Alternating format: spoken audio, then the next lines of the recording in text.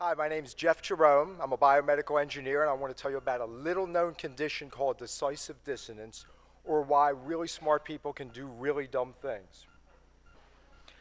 Most people's biggest expense is their home. When we sold our last house, the woman came in, she breezed through in 5 minutes, didn't look too much at the house, didn't ask the price, didn't ask her husband, and made us a great offer. We went, oh my God, and she moved in 3 months later.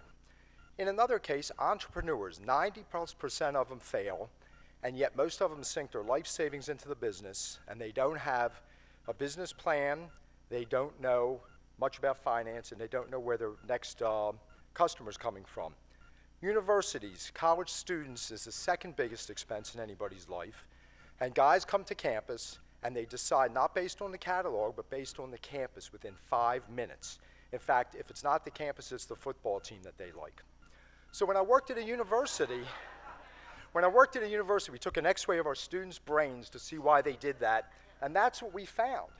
Obviously not high SAT scores, but within that was maybe the secret to this thing that we call decisive dissonance. We may have accidentally discovered that life's biggest decisions are made in seconds, while we can agonize over trivial things for hours. And the real reason is the way our brains evolved. Our brains evolved from reptiles. And through the years, the reptile brain evolved into the green mammal brain and then to this wonderful human cerebral cortex that we have. It was a tremendous project, but we have all the parts still working and doing their jobs in our current brain. Reptiles, as you know, are basically smelling machines that work on reflexes that go and try to find mates through the sense of smell or food. And they're really effective at it. We still have that because it helps us to survive.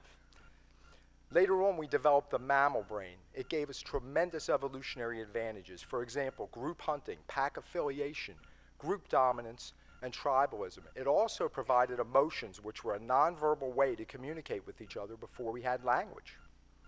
Another thing the mammal brain does is it takes sense input and it converts it into tremendous hormones that motivate you. They motivate you to find a mate, to be fearful, to be aggressive, and to do all the things that you need to do. So this tremendous system does that. Eventually, we developed the cerebral cortex, which allows us to do advanced planning. It gave us the tools of planning, strategy, and technology, tremendous things to allow us to build civilizations. So when we put all that together, the way that works is this. If you smell a sizzling steak or you see a supermodel in a bathing suit, you get pretty excited. Your mammal brain gets going. It motivates the cortex to find a way to get what you want, to reason it out.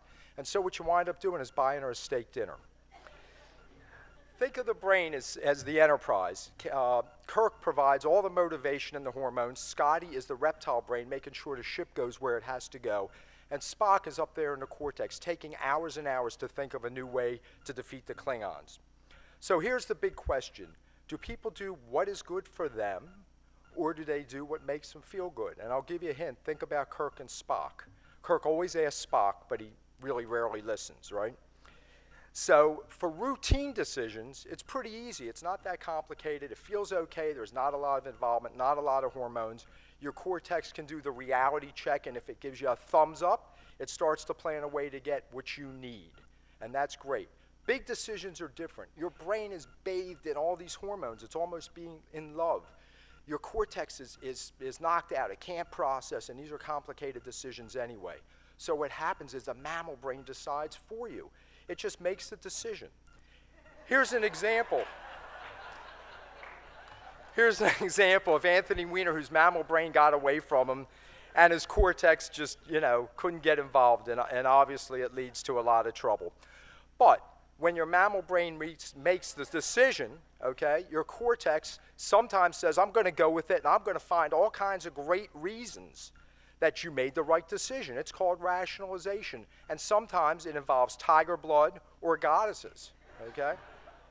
When your mammal brain and your rational brain are just totally at odds, as in the case with Bernie Madoff, when the business just wasn't going to work no matter what he did, they are at odds together, they're dissonant, and it creates what you call anxiety. And obviously, Bernie has had a lot over the years.